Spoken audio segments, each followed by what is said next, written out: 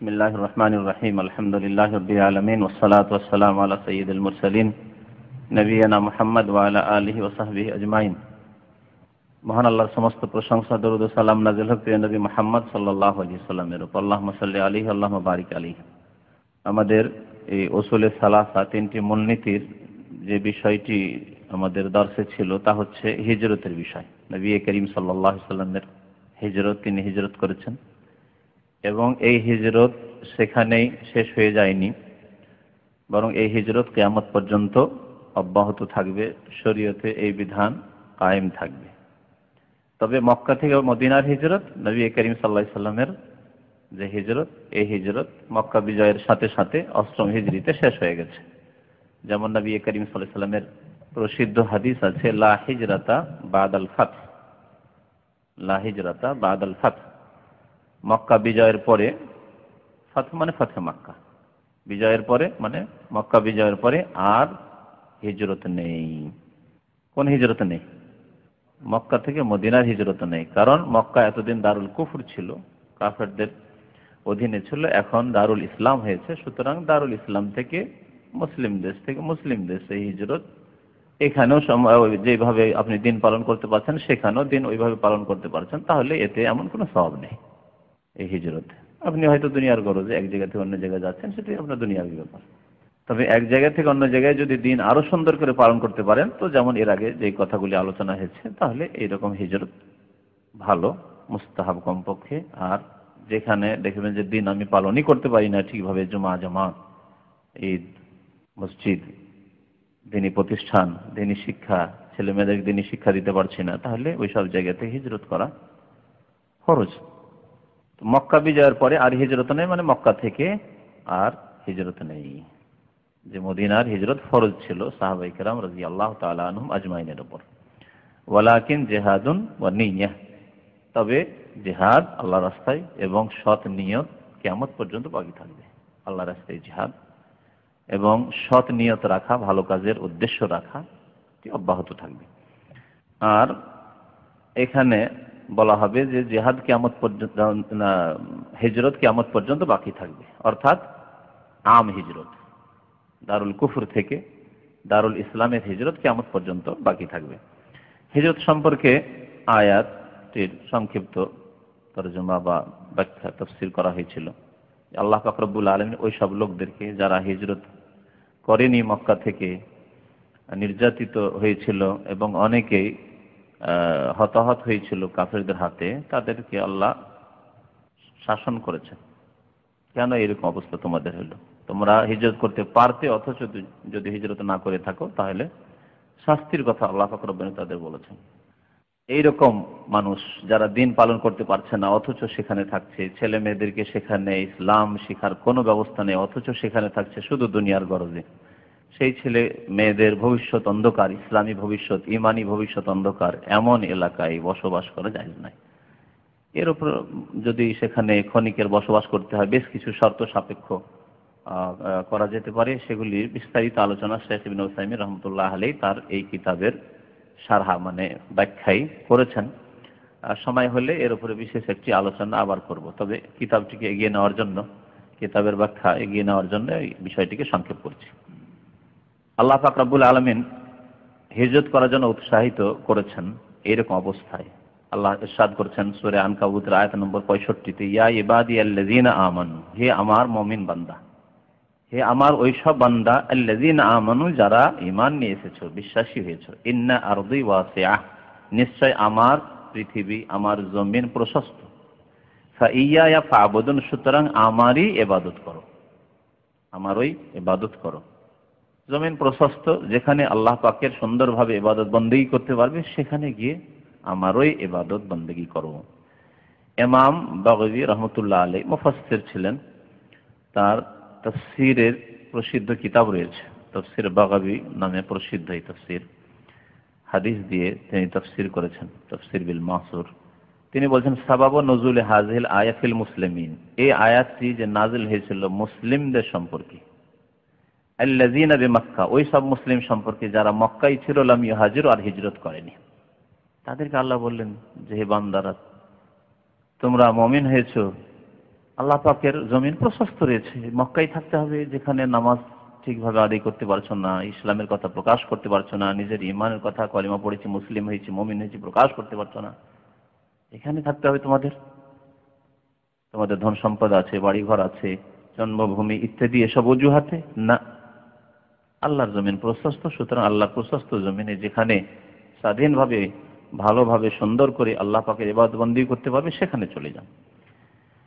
নাদাহুমুল্লাহ বিইসমিল ঈমান, আল্লাহ পাক তাদেরকে ঈমানের নাম দিয়ে আহ্বান করেছেন। ইয়া আইয়ুহাল্লাযীনা, কি বলে, ইয়া ইবাদিয়াল্লাযীনা আমানু, মুমিন বলে আখ্যায়িত করেছেন, মুমিন মুসলিম।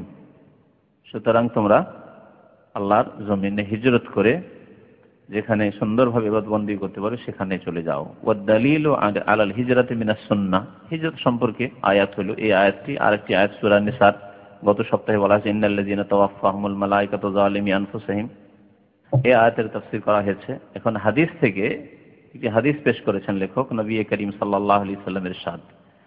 সুন্নাহ থেকে অর্থাৎ নবী সাল্লাল্লাহু আলাইহি ওয়াসাল্লামের হাদিস থেকে হিজরতের উপর দলিল যে এই হিজরত কিয়ামত পর্যন্ত বাকি থাকবে। কাউলুহু সাল্লাল্লাহু আলাইহি ওয়াসাল্লাম, নবী করিম সাল্লাল্লাহু আলাইহি ওয়াসাল্লামের বাণী, লা তানকাতিউল হিজরাতু হাত্তা তানকাতিয়াত তাওবা, যতক্ষণ পর্যন্ত তওবার দরজা বন্ধ না হবে ততক্ষণ পর্যন্ত হিজরত বন্ধ হবে না। লা তানকাতিউল হিজরা, ইনকাতা মানে বিচ্ছিন্ন হয়ে যাওয়া, বন্ধ হয়ে যাওয়া, থেমে যাওয়া। তো হিজরত বন্ধ হবে না যতক্ষণ পর্যন্ত তওবা না বন্ধ হয়ে যায়। তওবা কখন বন্ধ হবে? বলছেন নবী করিম সাল্লাল্লাহু আলাইহি ওয়াসাল্লাম, ওয়ালা তানকাতু তাওবাতু হাত্তা তাতুলু আশ-শামসু মিন মাগরিবিহা, আর তওবা অতক্ষণ পর্যন্ত বন্ধ হবে না, তওবার দরজা, যতক্ষণ পর্যন্ত পশ্চিম দিকে সূর্য উদয় না হয়ে যাবে। পশ্চিম দিক থেকে সূর্য ওঠা পর্যন্ত তওবার দরজা পৃথিবীর মানুষের জন্য খোলা থাকবে, মুমিনের জন্য খোলা থাকবে, এমনকি কাফেরের জন্য কলিমা পড়ার দরজা খোলা থাকবে। সবচেয়ে বড় তওবা হচ্ছে শিরক কুফরি থেকে তওবা করা, হ্যাঁ, আল্লাহর একত্ব তাওহীদের শাহাদাত দান করা, অঙ্গীকার করা, তাদের জন্য দরজা খোলা আছে। তো তওবার দরজা বন্ধ হওয়া পর্যন্ত হিজরত বহাল থাকবে, অর্থাৎ কিয়ামত পর্যন্ত। কিয়ামতের পূর্ব মুহূর্তে কিয়ামত হয়ে গেল, পশ্চিম দিক থেকে সূর্য উঠে গেছে, কিয়ামত, সেই দিন পর্যন্ত হিজরত বাকি থাকবে। শরীয়তের এই বিধান, কেউ এই বিধানকে ইসলাম থেকে খারিজ করতে পারবে না, ইখতিয়ার আল্লাহ পাক কাউকে দেন। নবী করিম সাল্লাল্লাহু আলাইহি ওয়াসাল্লাম কিয়ামত পর্যন্ত অব্যাহত থাকবে এই শরীয়তি বিধান, এবং মুসলিম উম্মাহ যারা কোরআন সুন্নাহ মোতাবেক জীবন যাপন করবে তারা এর প্রতি আমল করতে থাকবে। তাহলে হিজরত প্রয়োজনে হিজরত করতে হবে।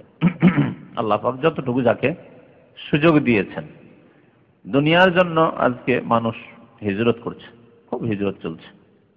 করাচিতে বহু বাঙালি মানুষ ব্যবসা বাণিজ্যের জন্য হিজরত করে অনেক আগে থেকে এসে আছে। আর আজকালকার যুগে শুরু হয়েছে, যাক মুসলিম দেশ থেকে মুসলিম দেশে এসছে, যদিও রুজি রুটির জন্য এসছে, ভালো কথাই। কিন্তু মুশকিলটা হচ্ছে যে মুসলিম দেশ থেকে কাফের দেশে চলে যাওয়া, যেখানে গিয়ে দিন পালন করা অনেকটাই অসম্ভব। আর নিজে যদি কোনো রকম 40 বছর বয়স হয়ে গেছে, আর পাপ টাপ আর কি করবো, নামাজ রোজা করে জীবনটা ভালো কাটাই, ছেলে মেয়েগুলি না ইহুদি নাসারা, হয় পুরোপুরি, আর না হলে সভ্যতা সংস্কৃতি, ধর্মকর্ম ভ্রুক্ষেপ, ওইসব কিছুই নেই অধিকাংশ মানুষদের এই অবস্থা। সুতরাং এই অবস্থায় কোনো মতেই জায়েজ নয়। আপনি বলুন, আমাদের এক বন্ধু মানুষ ইসলামের দাওয়াতের কাজে যাওয়ার রাস্তা খোলা আছে, মনে রাখেন, কোরিয়া গিয়েছে, যেখানে একটিও ইসলামিক কোনো ভালো প্রতিষ্ঠান যা আমার ভালো শিক্ষা দেব ইসলামী পরিবেশে নেই। তাহলে এইরকম জায়গায় গিয়ে, ঠিক আছে, দাওয়াত দেওয়ার জন্য গিয়েও থাকেন, তো আপনাকে আগে চিন্তা করতে হবে আমাকে দাওয়াতটা আগে কাকে দিতে হবে, কাকে দাওয়াত দিতে হবে আগে, কোরিয়াবাসীকে না আমার স্ত্রী আর ছেলে মেয়েকে? কাকে আগে নামাজি বানাইতে হবে, কোরিয়ার লোককে না আমার স্ত্রী ছেলে মেয়েদেরকে? তাহলে আমাকে দেখতে হবে যে আমি ঠিক আছে দাওয়াত দিতে এসেছি, কিন্তু আগে খুব আনফুসাকুম, আগে আমাকে নিজেকে বাঁচাতে হবে জাহান্নামের আগুন থেকে, পাপ থেকে, গুনাহ থেকে, ধ্বংস হওয়া থেকে, আল্লাহর আযাব গজব থেকে, ও আহলিকুম, নিজের পরিবারকে বাঁচাতে হবে। আমাকে দেখতে হবে যে আমার ছেলে মেয়েগুলি এখানে মানুষ হতে পারবে কিনা। মানুষ মানে আজকালকার ভাষায় বলছি না, কোরআনে হাদিসের আলোকে মানুষ মানে নামাজি হতে পারবে কিনা, শিরক মুক্ত হতে পারবে কিনা, নাস্তিকতা মুক্ত হতে পারবে কিনা, তাওহীদবাদী হতে পারবে কিনা, ইসলাম সম্পর্কে জ্ঞান হাসিল করতে পারবে কিনা। আমাকে বাধ্য হইতে হলো ইংলিশ মিডিয়ামে দিতে, ওখানকার সিলেবাসে পড়াতে, আর ইসলাম সম্পর্কে তেমন কিছুই শেখাতে পারলাম না। ওই ছেলেগুলো ওখানে যা শিখে আসছে, আব্বাকে এসে দেখছে যে আব্বা কি ওই ইসলাম ইসলাম আর দিনের কথা, ইসলাম কথা, ওইসব কথাবার্তা বলে। কত দেখো তো আজকে পৃথিবী কত উন্নতি করে চলে গেছে। তখন এই শ্রেণীর ছেলেরা কি মনে করে জানেন? মনে করে যে আমার আব্বা ও আদম কালের মানুষ, আমার মা ও আগে কালের মানুষ। এরা বুঝে না, দুনিয়া সম্পর্কে কোনো জ্ঞান নেই। যে আব্বার অন্তর ভরা শ্রদ্ধা ছিল বাংলাদেশের জমিনে, সৌদি আরবের জমিনে, মুসলিম দেশে, আব্বাকে তখন মনে করে মূর্খ জাহেল, কি জানে, দুনিয়ার খোঁজ খবর রাখে না।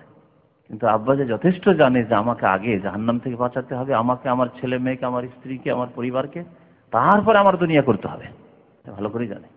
বাবা তোমাদের চাইতে, ছেলেদের চাইতে, মেয়েদের চাইতে আব্বা যথেষ্ট জানে যদি দিন সম্পর্কে তার জ্ঞান থাকে। তবে দাওয়াত দেওয়ার জন্য বেশ কিছুদিনের জন্য গেলাম, যেটার কুপ্রভাব আমার ছেলে মেয়েদের উপর পড়বে না, ভালো কথা। আমার ছেলেমেয়েরা সেখানে থেকে যদি ইসলাম যথেষ্ট শিখতে পারে তো অসুবিধা নেই। সৎ উদ্দেশ্যে গিয়েছি, নেকির উদ্দেশ্যে, আল্লাহর দিন প্রচার করার জন্য গিয়েছি। যেমন সাহাবাই কেরামরা, তাবেঈনরা আরব ছেড়ে দিয়ে, মক্কা মদিনা ছেড়ে দিয়ে, হেজাজ ছেড়ে দিয়ে সফর করেছেন, গিয়েছেন ভারত উপমহাদেশে, কেরালা গিয়েছেন, চিটাগাং গিয়েছেন, মাদ্রাজ গিয়েছেন, যে সামুদ্রিক এলাকাগুলি সেগুলিতে গিয়ে ইসলাম প্রচার করেছেন। সিন্ধু প্রদেশে গিয়েছেন তারা দিন প্রচার করার জন্য, দাওয়াত দেওয়ার জন্য, আল্লাহর রাস্তায় আল্লাহর দিনকে প্রতিষ্ঠিত করার জন্য তারা গিয়েছেন, ভালো কথা। কিন্তু নিজের ছেলে মেয়েদেরকে বাঁচিয়ে পাপ থেকে, শিরক থেকে, কুফরি থেকে, বেদিনী হওয়া থেকে, ইসলাম বিমুখ হয়ে যাওয়া থেকে, সব থেকে বাঁচিয়ে তারপরে অন্যদেরকে দাওয়াত দিতে হবে, নিজেকে, নিজের পরিবারকে সুরক্ষিত করে দিয়ে। নবী করিম সাল্লাল্লাহু আলাইহি সাল্লাম হিজরত করে মদিনা মুনাওয়ারা পৌঁছিলেন। এই মদিনা এর নাম হচ্ছে মদিনাতুর রাসূল সাল্লাল্লাহু আলাইহি ওয়াসাল্লাম। মদিনাতুর রাসূল সাল্লাল্লাহু আলাইহি ওয়াসাল্লাম, রাসূলুল্লাহ সাল্লাল্লাহু আলাইহি ওয়াসাল্লামের শহর। মদিনা মানে কিন্তু সিটি, মদিনাতুদ দাম্মাম বলছে, মদিনাতুর রিয়াদ সিটি। নবী সাল্লাল্লাহু আলাইহি ওয়াসাল্লাম এই শহরের নাম, প্রথম নাম হলো মদিনাতুর রাসূল। তার আগে ইয়াসরিব নাম ছিল, ইয়া আহলা ইয়াসরিব লা মুকামা লাকুম, কোরআনে কারীমে সূরা আহজাবে রয়েছে। প্রাচীন জাহিলি যুগের নাম ছিল, এজন্য এই নামটিকে অপছন্দ করা হয়েছে, বলতে নিষেধ করেছেন নবী সাল্লাল্লাহু আলাইহি ওয়াসাল্লাম কিছু হাদিস, এমনি উল্লেখ করার জন্য যে আগের নাম এইরকম ছিল। কিন্তু আপনি বলবেন যে আমি ইয়াসরিব যাচ্ছি, না, ঠিক নয়। মদিনাতুর রাসূল সাল্লাল্লাহু আলাইহি ওয়াসাল্লাম বলতেন সাহাবায়ে কেরামরা, রাসূলুল্লাহ সাল্লাল্লাহু আলাইহি ওয়াসাল্লামের শহর। তারপরে সেটাকে সংক্ষেপ করে আল মদিনা করা হলো। নবী সাল্লাল্লাহু আলাইহি ওয়াসাল্লাম ইন্তেকালের পরে বিদাতি সুফিবাদী বিশ্বাসীরা একটা বাড়িল আল মদিনাতুল মুনাওয়ারাতু বিকবরি রাসূল সাল্লাল্লাহু আলাইহি ওয়াসাল্লাম, এমন মদিনা যে মদিনা আলোকিত, মুনাওয়ার, রাসূলুল্লাহ সাল্লাল্লাহু আলাইহি ওয়াসাল্লামের কবরের দ্বারা। তো এই জন্য কোরআন সুন্নাহর অনুসারী উলামায়ে কেরামরা এটাকে অনেকে আপত্তি করেছেন, যদিও মদিনা অবশ্যই মুনাওয়ার, এতে কোনো সন্দেহ নেই। কিন্তু যেহেতু শিরক বিদআতের একটু গন্ধ আছে, সেই জন্য তার থেকে বেঁচে থাকা ভালো, মদিনা বলে। তারপরে আমাদের দেশীয় ভাষা মদিনা শরীফ, মক্কা শরীফ, মদিনা শরীফ, এগুলো হচ্ছে আমাদের দেশীয় ভাষা। আর তারা বলবে না কেন, মক্কা মদিনা অবশ্যই শরীফ, মক্কাতুল মুকাররমা, সম্মানিত মক্কা, ওর মানে মদিনা, মক্কা শরীফ, মক্কাতুল মুকাররমা, মদিনা মুনাওয়ারা, অবশ্যই এগুলি মুনাওয়ারা। কিন্তু যেই স্থানগুলিকে নিয়ে শিরক শুরু হয়েছে মুসলিম উম্মতে, তার কারণে মুনাওয়ার এটি আপত্তি করে। দেশে যদি আজমির শরীফ হয়ে যেতে পারে, যে কোনো মাজারের এলাকা শরীফ, দরবার শরীফ, যে কোনো দরবার, যে কোনো জায়গায় আছে, খানকা আছে, পীরদের দরবার শরীফ, পুরপুরাদের, সারসিনাদের, এগুলো দরবার শরীফ বলে না, দরবার শরীফ। বরং ইজতেমা যেগুলি করছে, এরা বলছে ইজতেমার জায়গাকে শরীফ বলছে, শরীফ। যাই হোক, এই শরীফ বলা, যেহেতু বিদাতি জায়গাগুলিকে শরীফ বলা আমাদের দেশের প্রচলন, সেই জন্য আমরা বিদাতের যাতে অনুকরণ না হয় বা বিদাতিদের অনুকরণ না হয়, সেজন্য এই ভাষাগুলি মদিনা শরীফ, মক্কা শরীফ না বলে উচিত। যদি আপনি এই নিয়তে বলেন যে মক্কা সম্মানিত মক্কাতুল মুকাররমা, মদিনা সম্মানিত মদিনা মুনাওয়ারা, তো অসুবিধা নেই। কিন্তু যাতে করে ওতে শিরকের গন্ধ না থাকে, যা হয়তো বিদাতি যেই নিয়তে বলে থাকে।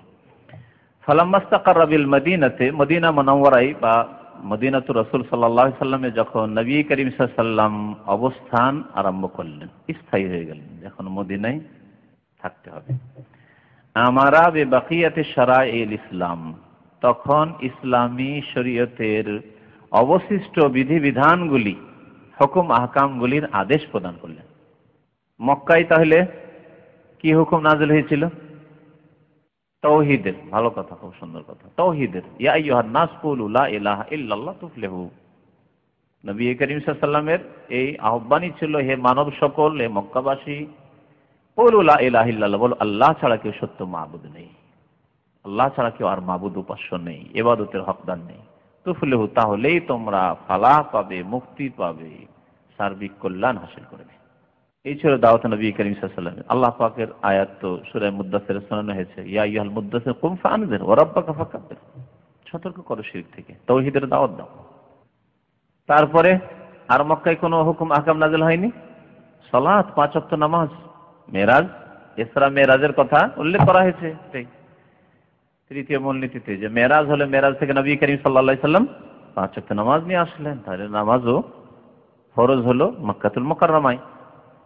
বাকি এই ইসলামের যে 5টি স্তম্ভ রয়েছে, কালেমা শাহাদাত, লা ইলাহা ইল্লাল্লাহ মুহাম্মাদুর রাসূলুল্লাহ সাক্ষ্য প্রদান করা, তাওহীদের সাক্ষ্য প্রদান করা এবং রিসালাতের, আর 5 ওয়াক্ত নামাজ কায়েম করা, এই দুটি হলো মক্কায় ফরজ। তারপরে মদিনা আসার পরে বাকি থাকে কিসে আর বিধান? যাকাত, সিয়াম, রোজা এবং হজ, এগুলি ফরজ হলো কোথায়? মদিনা এসে। যাকাত সম্পর্কে উলামাদের একটু ইখতিলাফ আছে, যাকাত কোথায় ফরজ হয়েছে। লেখক বলছেন মিসল, যেমন বাকি ইসলামের বিধিবিধান, যেমন আয-যাকাত, যাকাত, ওয়াস-সাওম, সাওম বা সিয়াম, রোজা যাকে বলেন, ওয়াল হজ, হজ, ওয়াল জিহাদ, আল্লাহর রাস্তায় জিহাদ করা, জিহাদও ফরজ হয়েছে কোথায়? মদিনায় এসে। মক্কার জীবনে বরং অস্ত্র ধারণ করা, জিহাদ করা নিষেধ ছিল। ফরজ দূরের কথা, জায়েজও ছিল না, নিষেধ ছিল, নিষেধ ছিল। আলাম তায়াল্লাযিনা ক্বিলা লাহুম কুফফু আইদিয়াকুম, আল্লাহ পাক কোরআনে কারীমে ইরশাদ করেছেন, তুমি কি দেখোনি সেই লোকদেরকে? আলাম তায়াল্লাযিনা ক্বিলা লাহুম, তাদেরকে বলা হয়েছিল আল্লাহর পক্ষ থেকে আদেশ নবী সাল্লাল্লাহু আলাইহি ওয়াসাল্লামের মাধ্যমে, কুফফু আইদিয়াকুম, তোমাদের হাতকে থেমে থাকো। কুফফু মানে রুকে রাখো, থেমে থাকো। ওয়া আকিমুস সালাহ, বাস নামাজ কায়েম করো। এখানে আল্লাহ পাক এই আয়াতে তাহলে কি বলেছেন? জিহাদ নিষেধ। কারণ এখন দুর্বল, এখন 50 জন, 100 জন বা 200-500 জনই হয়েছে। তোমরা যদি অস্ত্র ধারণ করো আবু জাহল, আবু লাহাবের বিরুদ্ধে, তাহলে সমূলে বিনাশ করে দিবে। এখন এই ক্ষমতা আসেনি, তাহলে জিহাদ শর্ত সাপেক্ষ রয়েছে। তারপর আল্লাহ পাক বলেন, ওযানা লিল্লাযিনা ইউকাতালুনা বিআন্নাহুম যুলিমু, যাদের বিরুদ্ধে সশস্ত্র নেমে গেছে কাফেররা, যুদ্ধ করার জন্য নেমে পড়েছে কাফেররা, তাদেরকে ওযেনা, অনুমতি দেওয়া হচ্ছে। তাহলে ফরজ করা হয়নি আয়াতে। প্রথম স্তরে জিহাদের অনুমতি দেওয়া হচ্ছে, যে তোমাদের উপর জুলুম হচ্ছে, তোমাদেরকে হত্যা করছে, ওযেনা, অনুমতি দেওয়া হচ্ছে ওই মুমিনদেরকে যাদের বিরুদ্ধে কাফেররা অস্ত্র নিয়ে নেমে পড়েছে, বিআন্নাহু যুলিমু, মজলুম হয়েছে তোমরা, তোমাদেরকে অনুমতি দেওয়া হচ্ছে। ওয়া ইন্নাল্লাহা আলা নাসরিহিম লাকাদির, আল্লাহ পাক তাদের সাহায্যের জন্য সর্বশক্তিমান। সুতরাং এখন তোমাদের অনুমতি দেওয়া হয়েছে, যদি দেখো যে আমরা পেরে উঠতে পারবো তাহলে জায়েজ আছে। আল্লাহ পাক রব্বুল আলামিন আরেক স্তরে গিয়ে বলছেন, আরেকটু শক্তিশালী হয়ে গেছে, এখন শর্ত পুরা করে দিতে পেরেছে, পারবে এখন আল্লাহ পাকের মদদ নামবে, এবং পার্থিব যে কিছু শক্তির প্রয়োজন হয় সেই শক্তিও তোমাদের আছে, আর ঈমানী শক্তিও আছে। আল্লাহ পাক বলছেন, ইয়া আইয়ুহাল্লাযীনা আমানু কুতিবা আলাইকুমুল কিতালু ওয়া হুয়া কুরহুল লাকুম, তোমাদের উপর কিতালকে, যুদ্ধকে ফরজ করা হয়েছে, কিন্তু এটি তোমাদের মনের উপর বড়ই কষ্টকর। তো এই জিহাদের বিধান কোরআনে কারীমে রয়েছে, একে মানসুখ, রহিত করার, ক্যান্সেল করার কোনো এখতিয়ার কোনো জাতিকে নেই। তবে এক হচ্ছে রহিত করা, যার এখতিয়ার কাউকে নেই, আর হচ্ছে স্থগিত, আপাতত রাখা। আমাদের কাছে ওই শর্ত পুরা হয়নি, দুর্বল, সুতরাং এই অবস্থায় এর ক্ষতির দিকে বেশি না, স্থগিত, স্থগিত রাখেন। কোন জিনিসে বিলম্ব করা আলাদা জিনিস, আর একটা জিনিসকে অস্বীকার করা, অস্বীকার করা কুফর। কিন্তু এখন পেরে উঠছে না, এই জন্য স্থগিত রেখেছে। আজকে দুনিয়ার নেতারা স্থগিত রাখেন নিজের কর্মসূচি, আমাদের কর্মসূচিতে এগুলি আছে, কিন্তু স্থগিত রেখেছে। কমিউনিস্ট পার্টি রাশিয়া থেকে আর চায়না থেকে কমিউনিস্ট এসে পশ্চিমবঙ্গে, এখনো তারা স্থগিত রেখেছে তাদের কমিউনিজমকে। কমিউনিজমের এখন ফুল বাস্তবায়ন করেনি, কতদিনের জন্য স্থগিত রেখেছে, করবে করবে না, বা সেটা মডিফাই করেছে, তাদের ব্যাপার সেটা। তাহলে দুনিয়ার লোকেরা নিজের কর্মসূচিকে স্থগিত রাখে, বিলম্ব করে। এখনো এরকম অবস্থা তৈরি হয়নি, যখন হবে তখন করব। কিন্তু আল্লাহর দ্বীনের বিধিবিধানের প্রতি ঈমান থাকতে হবে, যে আল্লাহ পাক আমাদের উপর এগুলি ফরজ করে রেখেছেন। সময় সাপেক্ষে যখন সময় হয়ে উঠবে, শর্ত পুরা করতে পারবো, তখন আল্লাহ এগুলি ফরজ করেছেন, আদায় করতে হবে। বল আজান, আজান, আজান কোথায় ফরজ হলো? মদিনায়। বল আমর বিল মারুফ, ভালো কাজের আদেশ দাও, ভালো কাজ করো, আদেশ দাও, মক্কায় ক্ষমতা ছিল না যে ভালো কাজের আদেশ দেবে। অন্যায় আনিল মুনকার, অন্যায় কাজে বাধা দেওয়া। মদ খাচ্ছে, জুলুম অত্যাচার করছে, কিছুই বলার নেই মুসলিমদের, অসহায় দুর্বল। অন্যায় কাজে বাধা দেওয়ার ক্ষমতা মক্কায় ছিল না। অন্তর থেকে ঘৃণা করা ছাড়া এর বেশি মুখে বলার হয়তো ক্ষমতা ছিল না। আল্লাহ পাক যখন ক্ষমতা দিলেন, শক্তিশালী করলেন মদিনায়, তখন এগুলি ফরজ হইল। ওয়াগাইরা যালিকা মিন শারাইল ইসলাম, এছাড়াও ইসলামের বহু বিধিবিধান, তার মধ্যে একটি হিজাব, পর্দা ৬ষ্ঠ হিজরিতে আল্লাহ পাক রব্বুল আলামিন ফরজ করলেন। সূরা আহজাবে পর্দার বিধান রয়েছে, সূরা নূরে রয়েছে, ওই আল্লাহ পাক ফরজ করলেন মদিনায়। যাকাত সম্পর্কে বলছিলাম শুধু, যে যাকাত সম্পর্কে ইখতিলাফ রয়েছে উলামায়ে কেরামদের, তাফসীরকারদের, যে মক্কায় ফরজ হলো যাকাত না মদিনায় ফরজ হলো। কি বলতে পারেন আপনারা? মীমাংসা। হ্যাঁ, যারা বলেছেন এইরকম, তারা সমন্বয় করতে চেয়েছেন দুই রকমের আয়াতের মধ্যে। বেশ কিছু মক্কি সূরা রয়েছে, মক্কায় নাযিল হয়েছে সূরাগুলি মক্কি সূরা, লেখা আছে অমুক সূরা মক্কি, আর ওই সূরায় যাকাতের কথা উল্লেখ করা হয়েছে। তাহলে কি করে বলবো যে মদিনায় যাকাত ফরজ? তো মক্কাতেই হয়ে গেল তাহলে। আর যাকাতের যেগুলি বিস্তারিত বিধিবিধানের আয়াতগুলি রয়েছে, সেগুলি মাদানী সূরায় রয়েছে। এই জন্য একদল বলছেন যে না, মদিনায় যাকাত ফরজ হয়েছে, আর একদল বলছেন না, যখন মক্কি সূরাতে ওই আয়াতগুলি রয়েছে কিছু যাকাতের, সুতরাং যাকাতের আসল হুকুম চলে এসেছে। যাকাত যে ইসলামের ফরজ, ইসলামের রুকন, স্তম্ভ, এই কথাটি আল্লাহ পাক মুসলিম মুমিনদেরকে জানিয়ে দিয়েছেন মক্কাতেই। নবী করিম সাল্লাল্লাহু আলাইহি ওয়াসাল্লামের উপর ওহী হয়ে গেছে। কিন্তু তার মাসলা মাসাইল বিস্তারিত। যাকাত কত পরিমাণ দিতে হবে, কত পরিমাণ ধন সম্পদ হলে, স্বর্ণ কত হলে, চাঁদি কত হলে, খাদ্যদ্রব্য কত হলে, উট কয়টা হলে, ছাগল কয়টা হলে, গরু গাভী কয়টা হলে দিতে হবে, এগুলিকে নিসাব বলা হয়। এই নিসাব পরিমাণ এগুলি নির্ধারিত হয়েছে, এগুলির বয়ান এসেছে মদিনায় হিজরতের পরে।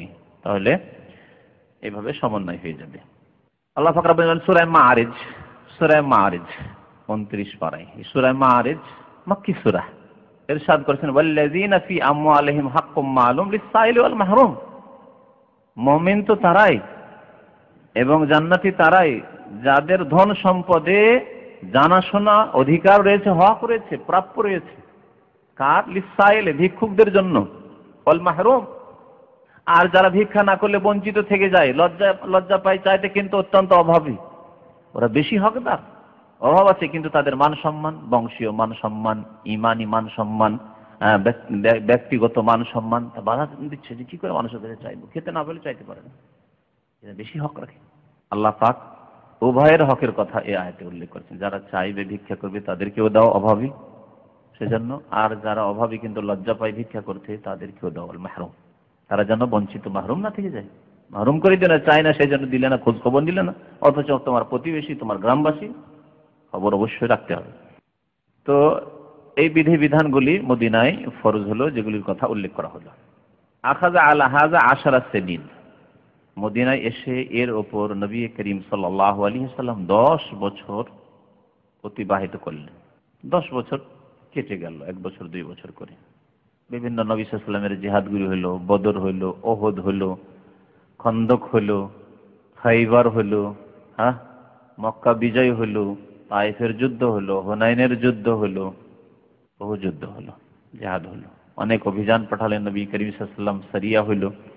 তারপরে ওয়াবাদাহা তুফিয়া সালাওয়াতুল্লাহি ওয়া সালামুহু আলাইহি, তারপরে নবী করিম সাল্লাল্লাহু আলাইহি ওয়াসাল্লাম ইন্তেকাল করলেন, তুফিয়া, ওয়াফাত পেলেন। ওয়াফাত পাওয়া মানে কি? মৃত্যুবরণ করা। তুফিয়া আরবিতে বলা হয় আর মাতা বলা হয়, দুটোর মানে হচ্ছে ইন্তেকাল করা।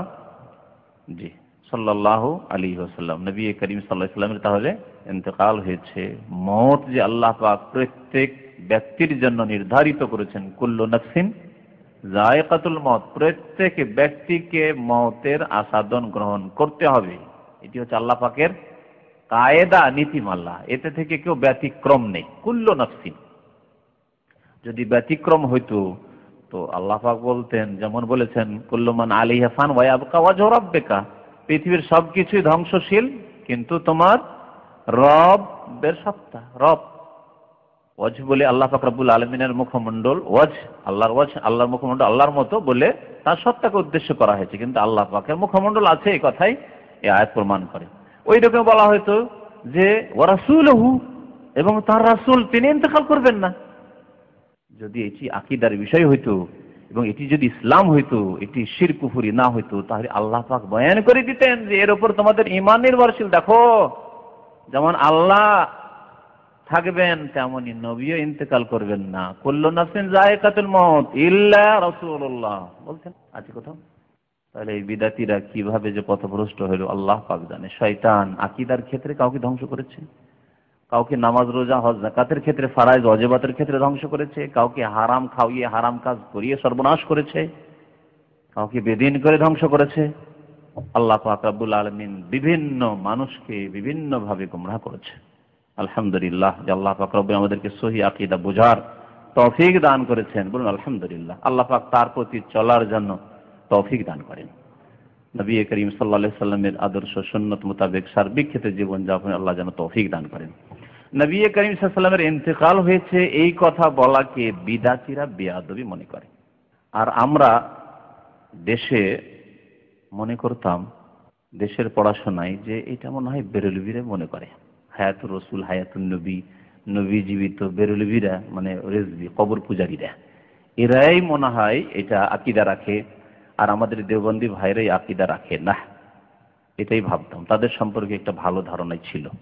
কিন্তু আশ্চর্য হয়ে গেলাম যখন মাআরিফুল কোরআন মুফতি শফি সাহেবের কয়েক খণ্ডের তাফসীর, খুব প্রসিদ্ধ তাফসীর, অখণ্ড পাকিস্তান, পূর্ব পাকিস্তান, পশ্চিম পাকিস্তানের বেতার থেকে, রেডিও সেন্টার থেকে যা প্রতিদিন ভোরে প্রচার করা হইতো, পরে সেটি তাফসীরের আকার ধারণ করেছে। এই তাফসীর, সেই তাফসীরের বাংলা অনুবাদ করলেন মহিউদ্দিন খান সাহেব, একজন প্রখ্যাত বাংলাদেশের আলেম। তাদের আকীদার অবস্থা, তারা সবাই দেওবন্দি নদভী। তাদের আকীদার অবস্থা যখন দেখলাম, সূরা আহজাব দেখার জন্য বলছি আপনার, সূরা আহজাবে আল্লাহ পাক যেখানে বলেছেন ওয়ালা আনতানকিহু আজওয়াজাহু আবাদা, নবী করিম সাল্লাল্লাহু আলাইহি ওয়াসাল্লামের বিবিগণকে তোমরা কখনো বিবাহ শাদী করবে না, এই আয়াতের তাফসীরে বলছেন শফি সাহেব, আর সেটিকে বাংলায় নকল করছেন মহিউদ্দিন খান সাহেব, মানে তারও আকীদা ওই আকীদা। আর এরা সব দেওবন্দের বা দেওবন্দি আকীদার শীর্ষস্থানীয় আলেম, শুধু আলেম নয়, 50 জনের একজন নয়, 100 জনের একজন নয়, 5 জনের একজন।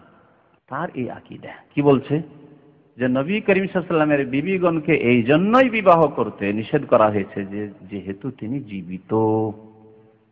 দেখতে চান যেই তাফসীরটি এই কারণে, এই রকম বহু ভুল থাকার কারণে সৌদি আরব ছাপিয়ে দিয়েছিল, তাদের উপর আস্থা ভরসা করে যে তারা সঠিক কথা হয়তো বলেছে, তাফসীর খুব সুন্দর, কিন্তু যখন দেখা গেল যে এরকম শিরকি বিদআতি কথাই ভরা, তাবিজ তোমারই আর সুফিবাদী আর পীর মুরিদিতে ভরা, আল্লাহ নিরাকার এসব বদাকিদাই ভরা। সূরা আত-তিন ও যাইতুনের তাফসীর দেখেন, আল্লাহ নিরাকার, নিঃসন্দেহে আল্লাহ নিরাকার বলছে মুফতি শফি সাহেব বলছেন, আর ওর বাংলা তর্জমা করেছে খান সাহেব, আর ওটাকে এ নিয়ে এসে পেশ করছে সৌদি সরকারের কাছে যে আপনার কিং ফাহাদ কমপ্লেক্স থেকে একটা খুব ভালো তাফসীর আছে, ছাপিয়ে দেন, খুব ভালো হবে, উম্মতের ফায়দা হবে।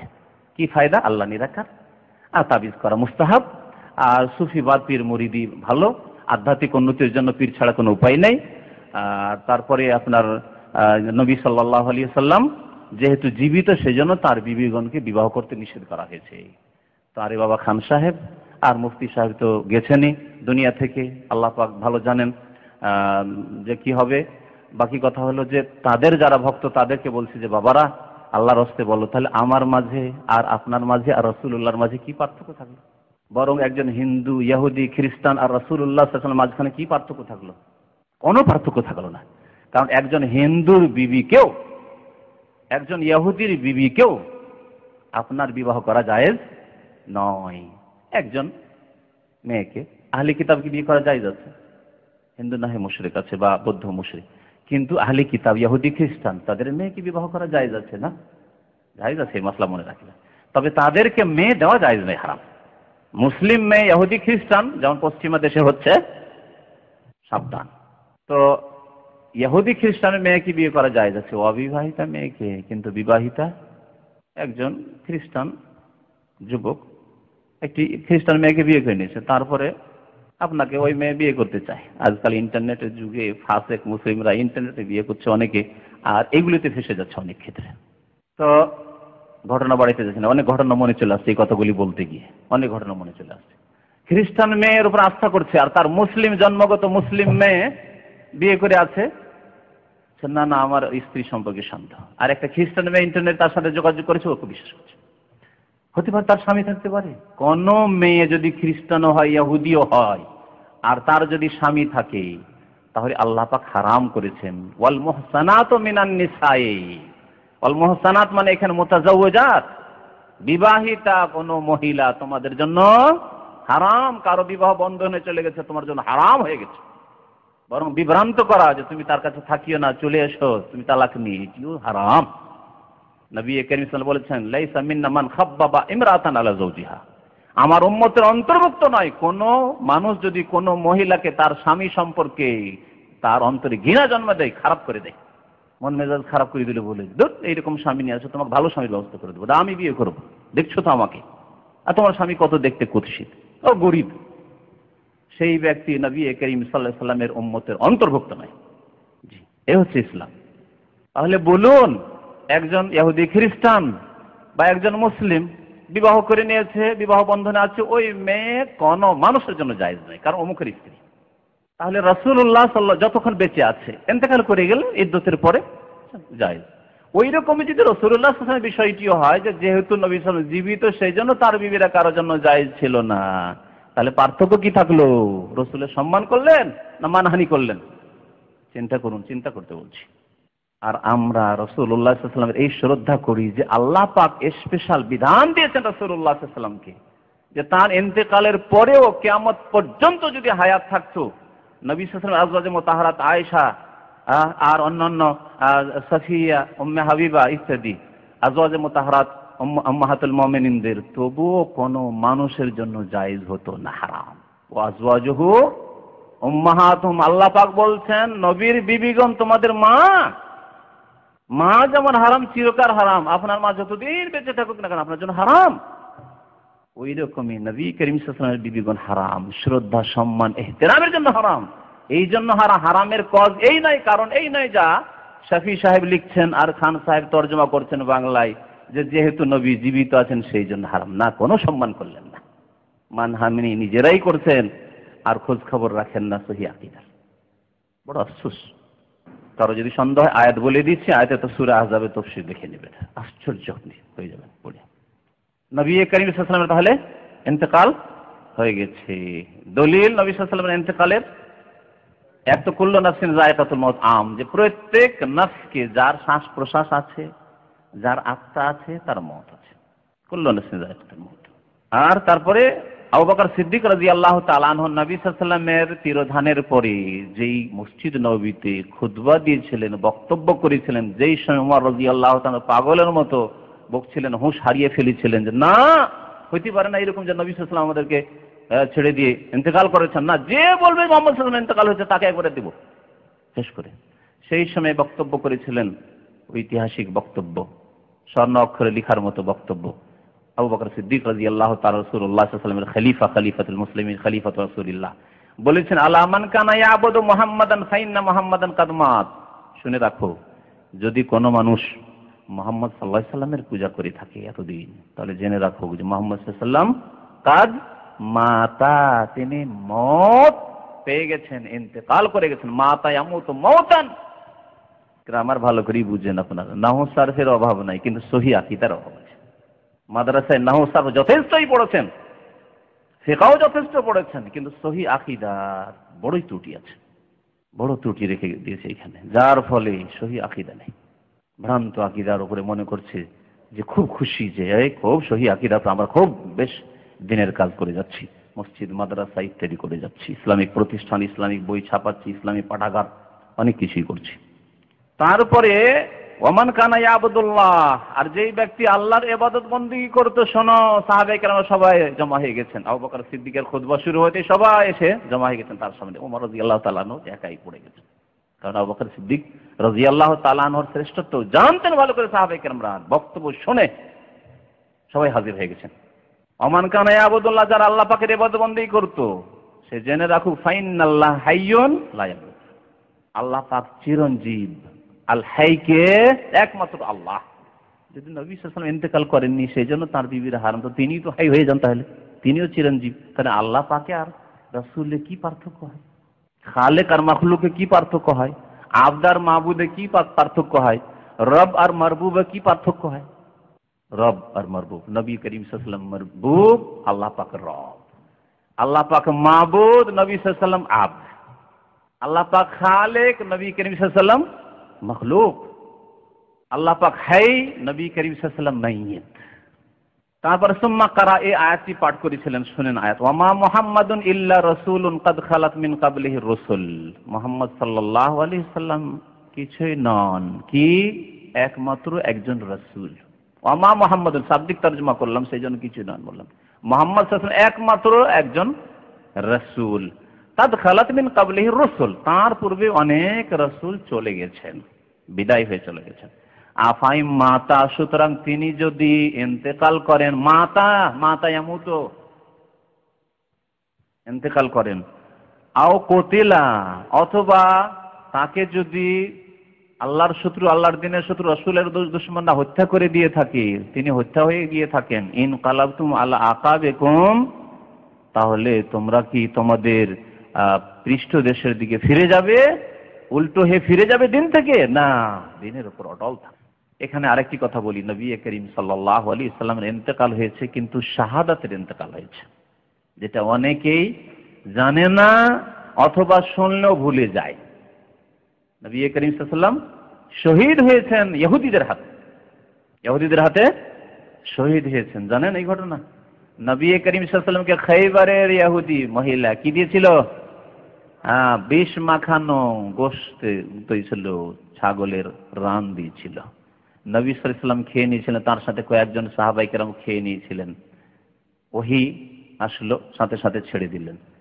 সাহাবায়ে কেরাম কয়েকজনের ইন্তেকাল হয়ে গেছিল এই ঘটনার সাথে সাথে। আল্লাহ পাকের দিনের কাজ বাকি ছিল, তাই আল্লাহ পাক তার স্পেশাল কুদরতে, খাস কুদরতে কামেলায় নবীকে বাহায়াত রাখলেন এই ঘটনার পরে। 7ম হিজরিতে খয়বরের বছর, তারপর থেকে কয়েক বছর আল্লাহ পাক তাকে রাখলেন। দিন যখন পূর্ণতা লাভ করলো, আল্লাহ পাক আয়াত নাজিল করে দিলেন বিদায় হজে, আল ইয়াউমা আকমালতু লাকুম দীনাকুম ওয়া আতমামতু আলাইকুম নি'মাতি ওয়া রাদিতু লাকুমুল ইসলাম দীনা। দিন কমপ্লিট করে দিয়েছি, নিয়ামত পুরা করে দিয়েছি, এবং তোমার জন্য ইসলামকে দিন স্বরূপ মনোনীত করেছি তোমাদের জন্য। আল্লাহ পাক সূরা নসর নাযিল করলেন, ইযা জা নাসরুল্লাহি ওয়াল ফাতহু ওয়া রাআইতান নাস ইয়াদখুলুনা ফি দীনিল্লাহি আফওয়াজা ফাসাব্বিহ বিহামদি রাব্বিকা ওয়াস্তাগফিরু ইন্নাহু কানা তাওয়াবা। এখন কাজ যখন শেষ হয়েছে, বিজয় চলে এসেছে, আল্লাহর সাহায্য চলে এসেছে, মানে দিনের কাজ হয়ে গেছে, এখন বেশি বেশি আখিরাতের কিছু সম্বল, ফাসাব্বিহ বিহামদি রাব্বিকা, প্রশংসার সাথে সাথে আল্লাহ পাকের তাসবিহ বেশি বেশি করুন, ওয়াস্তাগফির, আল্লাহর কাছে ক্ষমা মার্জনা কামনা করুন, বেশি বেশি ইস্তেগফার করুন, এবং প্রস্তুতি নেন আখিরাতে পাড়ি দেওয়ার জন্য। নবী করিম সাল্লাল্লাহু আলাইহি ওয়াসাল্লাম শহীদ হলেন, এটা কেমন করে বুঝবো? তখন তো বেঁচে গেলেন, তাহলে আর শহীদ হলেন কেমন করে? হ্যাঁ, নবী করিম সাল্লাল্লাহু আলাইহি ওয়াসাল্লাম বলছেন ইন্তেকালের পূর্ব মুহূর্তে, যে আমি এখন বুঝতে পারছি যে আমার আবহর নামক যে শিরা রয়েছে, সেই শিরাটি মনে হচ্ছে ছিন্ন ভিন্ন হয়ে গেল, আর ওই বিষ, যে বিষ আমাকে দেওয়া হয়েছিল খাইবারে, সেই বিষের কষ্ট আমি এখন অনুভব করছি। আল্লাহ পাক শাহাদাতের মর্যাদা দিয়েছেন প্রিয় রাসূল সাল্লাল্লাহু আলাইহি ওয়াসাল্লামকে এইভাবে।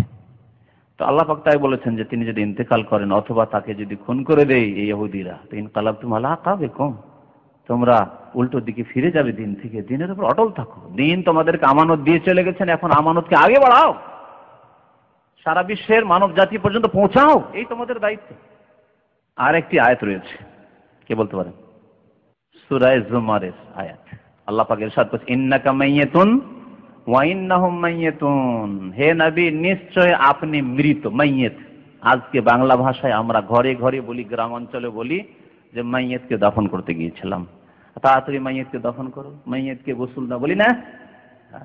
মাইয়াত, মাতা ইয়ামুতু থেকে মাইয়াত মানে মৃত, মত মানে মৃত্যু, আর মাইয়াত মানে মৃত।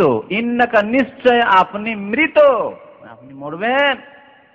ওয়া ইন্নাহুম মাইয়াতুন, এবং তারাও মরবে, তারাও মাইয়াত হবে। সুম্মা ইন্নাকুম ইয়াওমাল কিয়ামাতি ইনদা রাব্বিকুম তাখতাসিমুন, তারপরে আল্লাহ পাকের দরবারে হাজির হইতে হবে, আর প্রত্যেকে সেখানে গিয়ে জবাবদিহি করে বাদ অনুবাদ করবে, আল্লাহ এটা করিনি, হ্যাঁ এই কথা আল্লাহ তুমি মাফ করে দাও, আল্লাহ ভুল করেছিলাম, আল্লাহ সুযোগ দাও। তাখতাসিমুন, তখন আর কর্মক্ষেত্র থাকবে না, যা করার এখান থেকেই করো, সম্বল কিছু নিতে হবে এখান থেকেই নাও। সূরা জুমার আয়াত নম্বর 30। তাহলে এরপরে এই আয়াতগুলি বয়ান করে দেওয়ার পরেও কি বলবেন না হায়াতুন নবী, হ্যাঁ নবী জীবিত ছিলেন, তাহলে তাদের হেদায়েতের মালিক আল্লাহ পাক রব্বুল আলামিন। ইন্নাকা লা তাহদি মান আহবাবতা, যাদের হেদায়েত ভালোবাসো তাকে তুমি হেদায়েত করতে পারবে না হে নবী, ওয়ালাকিন্নাল্লাহ ইয়াহদি মান ইয়াশা। হেদায়েত আল্লাহ পাকের এত মহান নিয়ামত, আজিম নিয়ামত, যাকে ইচ্ছা আল্লাহ হেদায়েত করবেন। একজন সাধারণ অশিক্ষিত মানুষ, চাষি মানুষ, গরিব মানুষ, দুঃখী মানুষ, ক্লিনার মানুষ, তাকে আল্লাহ পাক হেদায়েত করছে। মাদ্রাসা পড়া আলেম গোড়া হয়ে থেকে যাচ্ছে মুতাশা, আমি বুঝি না, কোরআন হাদিস বুঝেন না, কোরআনের আয়াত বুঝেন না আপনি, আল্লাহ পাক কেন হেদায়েত করেন আপনাকে? কি করে আজ পর্যন্ত এই কোরআন আয়াতগুলি আপনার সামনে দিয়ে যায় না? কি করে আপনি বলছেন নবী জীবিত, সেই জন্য তার বিবিগুণ হারাম? হায়াতুন নবী, নবী বেঁচে রয়েছেন, কি করে বলছেন আপনি? তারা বলছেন আল্লাহ যে বলেছেন শহীদদেরকে তাদের হায়াত রয়েছে তাদেরকে মৃত বলিও না, সংশয় এখানে, শয়তান ওখানে ওয়াসওয়াসা দিয়েছে, শুবহাত, অন্তরের রোগ ব্যাধি সৃষ্টি করেছে। এর জবাব শুনে রাখুন ভালো করে। আল্লাহ পাক বলছেন মারাও গেছেন আর হায়াতও আছে, তাহলে সমন্বয় করতে হবে না, একটা নিতে হবে আরেকটা ছেড়ে দিতে হবে? আপনার আব্বা বাজারে পাঠালো, তখন বললো যে গোশত নিয়ে আসি, তারপর রাস্তায় গেছেন, তো টেলিফোন করে, মোবাইলের যুগ, বলছে সবজি নিয়ে আসবা, তখন কি করবেন?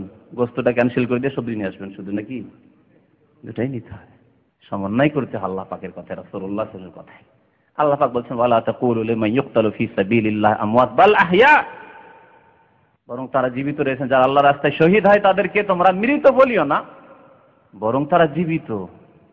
ওয়ালাকিন লা তাশউরুন, কিন্তু এই জীবন কেমন তোমাদের মতো, দুনিয়ার মতো তোমরা বুঝো না, অনুধাবন করতে পারবে না, উপলব্ধি করতে পারবে না, তোমাদের কোনো অনুভূতি নেই ওই জীবন সম্পর্কে। সেটি হচ্ছে বারজাখী জীবন, হায়াতুন বারজাখিয়া, পরলৌকিক জীবন।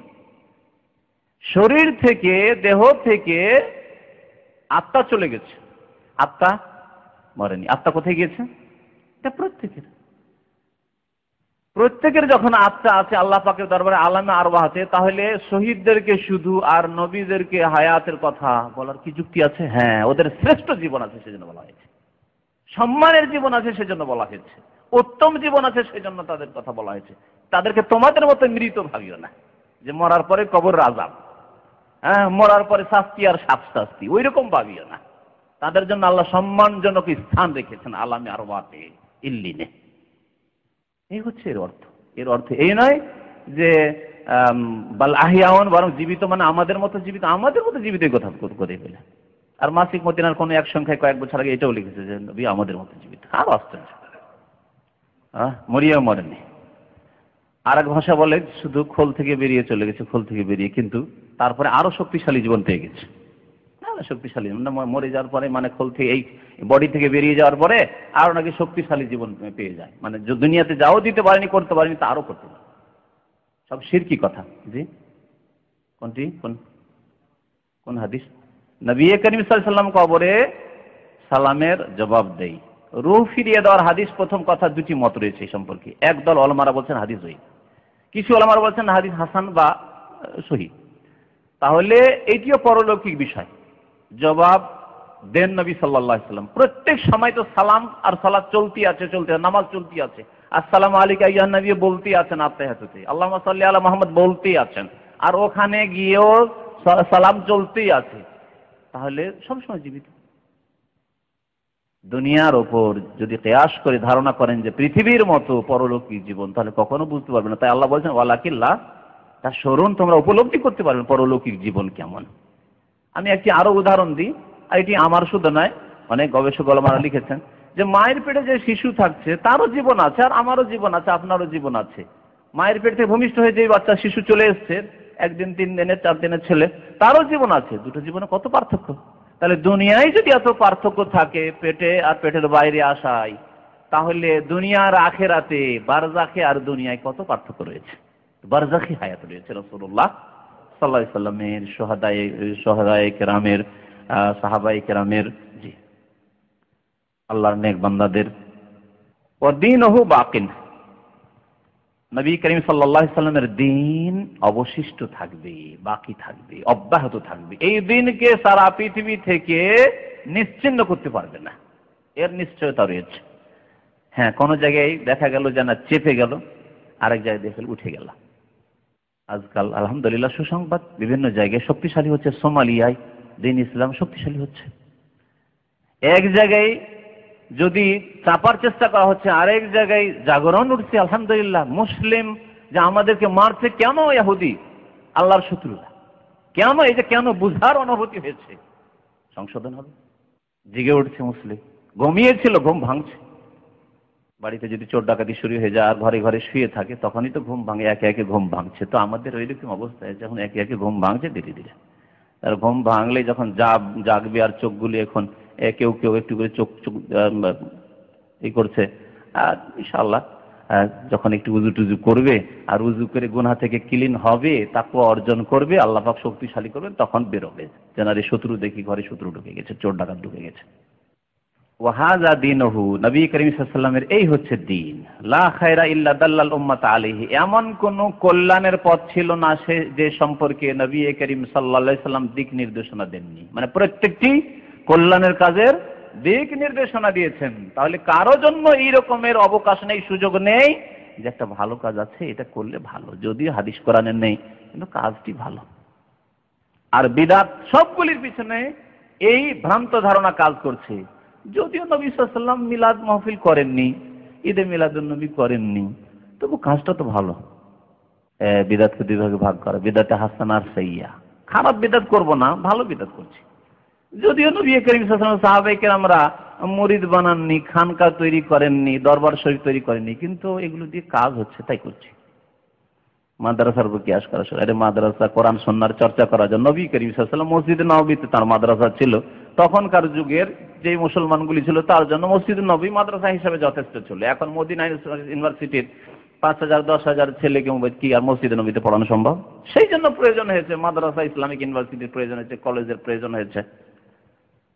কিন্তু তার উপরে কিয়াস করে আপনি কোন শিক্ষা দিচ্ছেন নিয়ে গিয়ে ওদেরকে দরবারে আর খানকাতে আর চিল্লাতে? কোন শিক্ষা দিচ্ছেন ওখানে যে আমরাও তো আপনারা যেমন 8 বছর 10 বছর পড়ে মাদ্রাসা থেকে ফারিগ হন, আমরা ওইখানে চিল্লা দিয়ে ফারিগ হইতে যাচ্ছি?